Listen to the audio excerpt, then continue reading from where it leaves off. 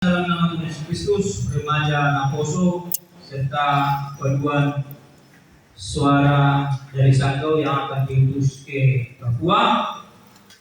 Sebagai tema kita pada minggu ini yaitu Tuhan pemberi napas kehidupan, atau debata mengalihkan Todi Muduan. Bapak Ibu yang terkasih, sebelum kita ke firman Tuhan, ada begini satu ilustrasi, Bapak Ibu. Di suatu tempat atau di mana tempat yang saya bilang, atau kita bilanglah di tempat negeri Konoha, soalnya agak viral sekarang negeri Konoha. Jadi itu tidak bisa terjadi dalam hidup kita, di dalam hidup. Begini, antara percakapan seorang sintua dengan preman terminal. Terminalnya di Santo, terminal di negeri Konoha. Begini cerita. Jadi bertemulah sintua ini atau masih di sini dengan preman di warung kopi. Biasa gitu. Jadi sintua pun atau penalaran pun bisa mengopi di mana saja.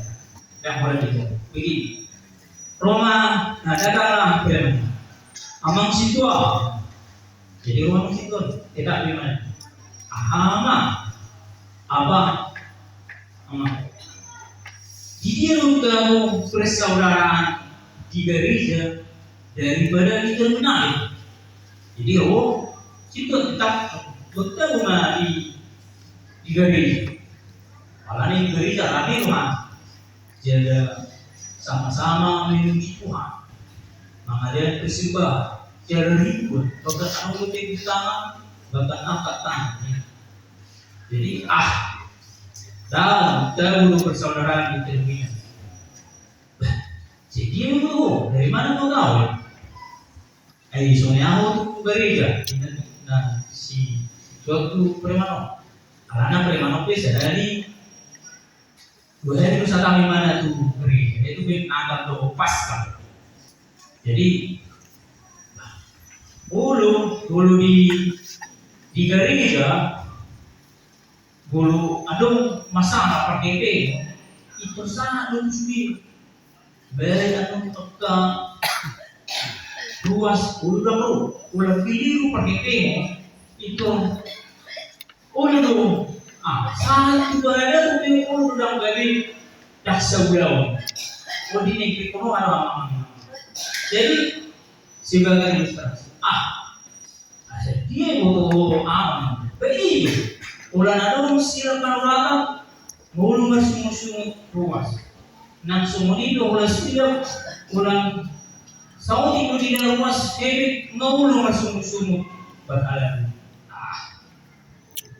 Jadi dulu di terminal Balawan, inada PHM berbeda alani cabut untuk alani TP, anggun sore lainnya berkumpul masih ngomong di barang-barang loh. Jadi dong bersuara ini. Dan mulai dibuat dari itu kehidupan kami sehat. Jadi hamba mengenai ilustrasi berbentuk kopi tak kepentingan. Jadi persaudaraan itu bisa baik oleh karena materi 5 ini. Jadi masuk mereka ke firman Tuhan mengenang dibata mengalih untuk Tuhan memberi napas kehidupan. So latar belakang hamba mengenang Yeskiel adalah salah satu nabi besar dalam perjanjian lama yang memiliki peran penting dalam sebagai pembawa pesan Allah kepada bangsa Israel selama masa yang sangat sulit dalam sejarah mereka. Jadi Yeskiel bisa dikatakan artinya Allah menguatkan. Pada masa pelayanan Yeskiel terjadi pada abad ke-6 sebelum Masehi selama perjuangan bangsa Israel beribadah. Jadi bangsa Nabi Yeskiel melayani di abad ke-6 atau sekitar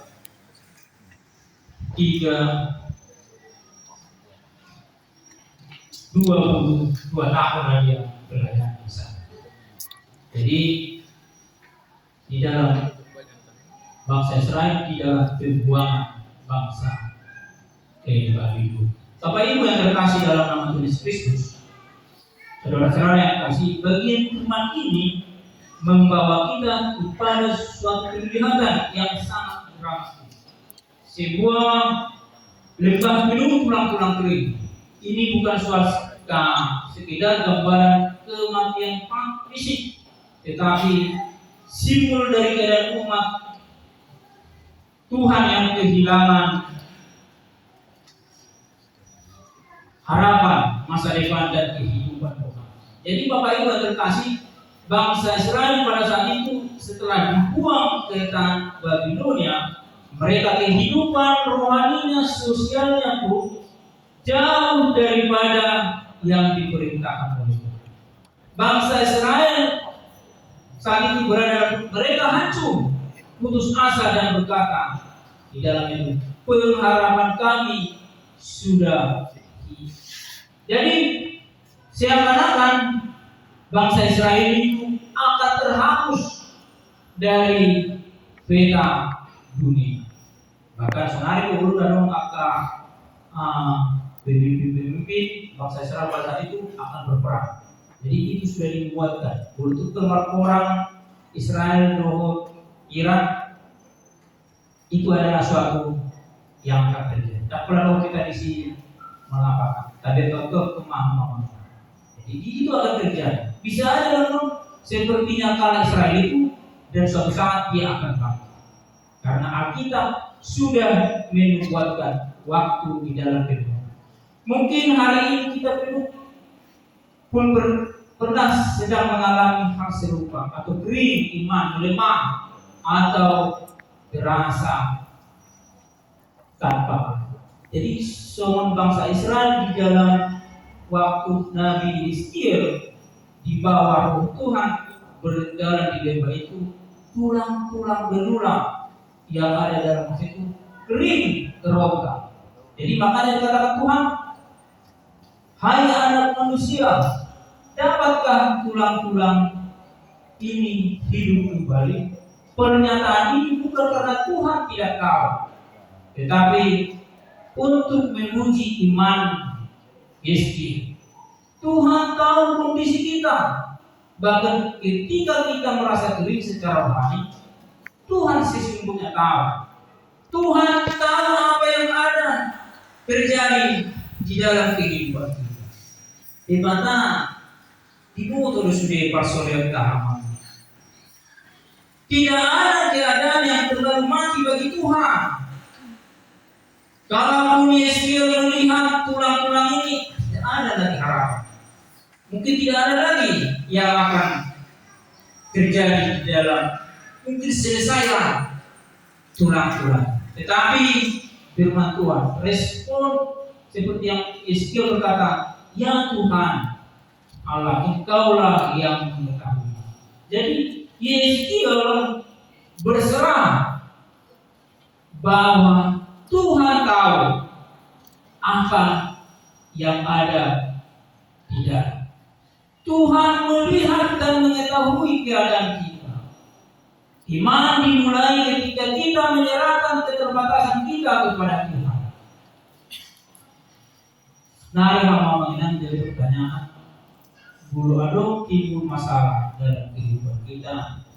Selalu kita harus pikiran kita yang berkecap.